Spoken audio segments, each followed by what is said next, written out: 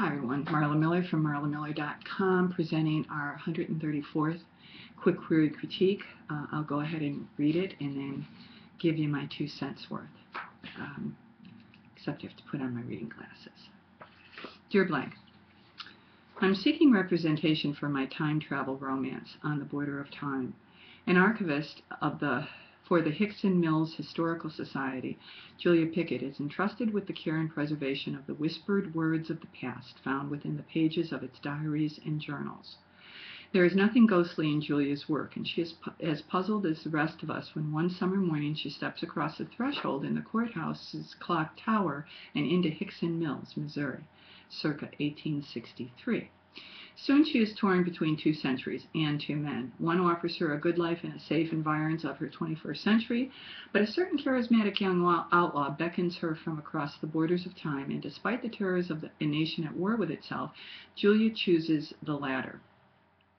19th century Robin Hood, Zeb Bonard, wants nothing so much as for the war to leave him alone. That and to break his brother Luke out of jail, a task for which Julia is uniquely qualified. But will her inside knowledge of their history be enough to alter the date she has seen chiseled on a gravestone in 2009? On the Border of Time is a harrowing ride through the realities of life along the volatile Missouri-Kansas border at the apex of the Civil War.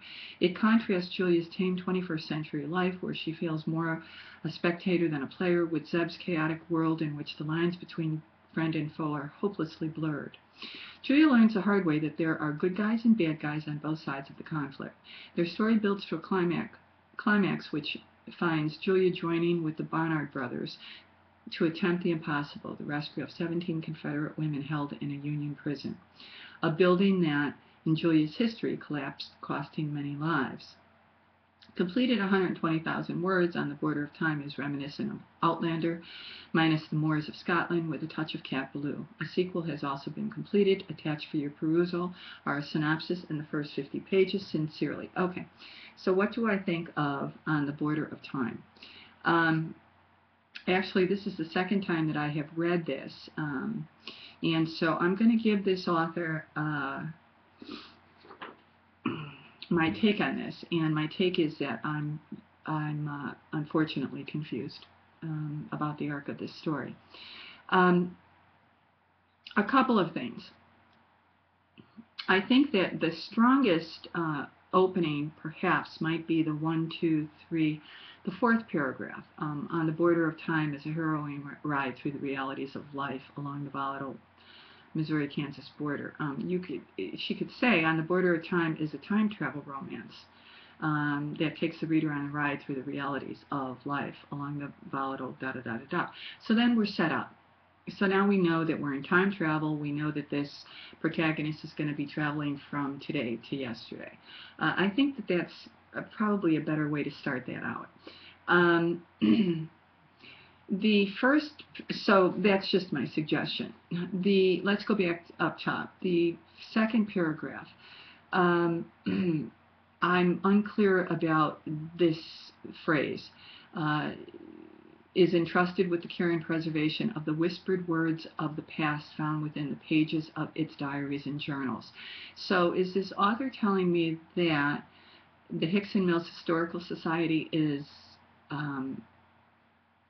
so she's talking about all the diaries and all the journals in this society, in this historical society? It just was a little confusing to me. I think actually that 2nd paragraph could really be bled into the rest of this query, and I really suggest this author start out with On the Border of Time is a paranormal time travel, or is a time travel romance, because it really does set it up. A couple of things that confuse me. The author is giving us some information about what the plot is going to be, and in the plot, I guess these brothers, or Zeb wants to free his brother from prison, but then he also wants to, so then they must have freed him, because then they go and rescue Confederate women from a Union prison.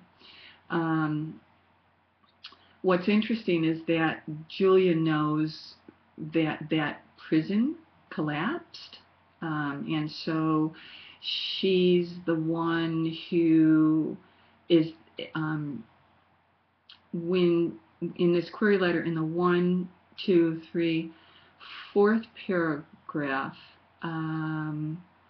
when she says that she's qualified, when the author says that Julia is uniquely qualified, does that mean because she knows what's going to happen?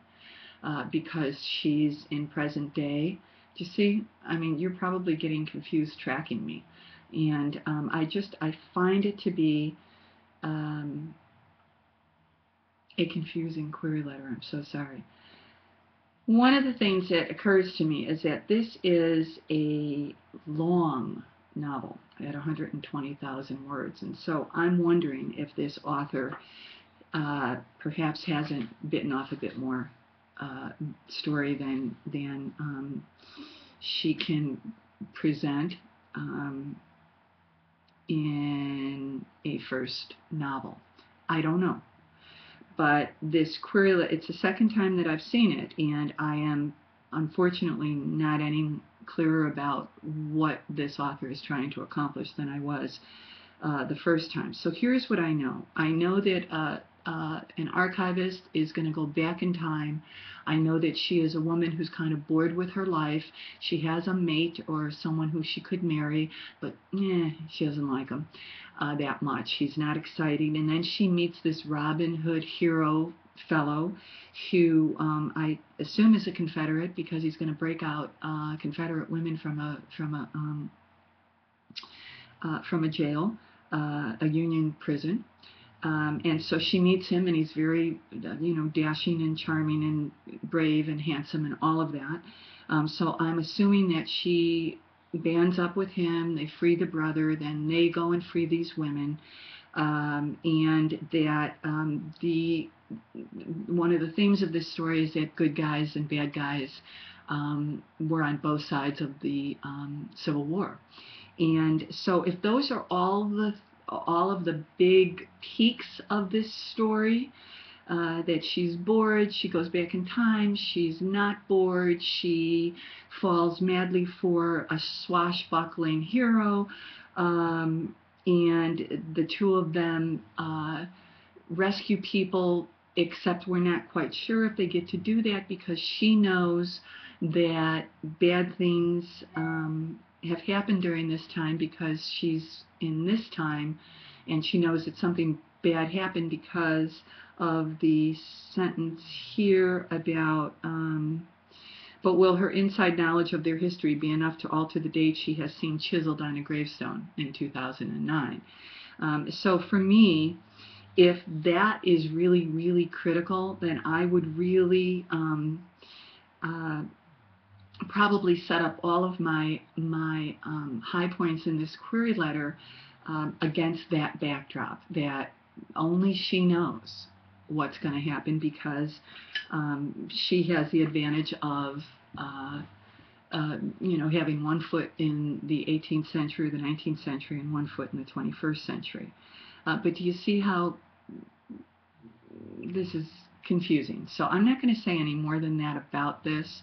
But I do think that she needs to make this simple as possible, and if that means that she has to take out some of the plot points that aren't really germane to the arc of this story that she's trying to present in the query letter, I take those plot points out because they're confusing the reader. They're making us look too many places.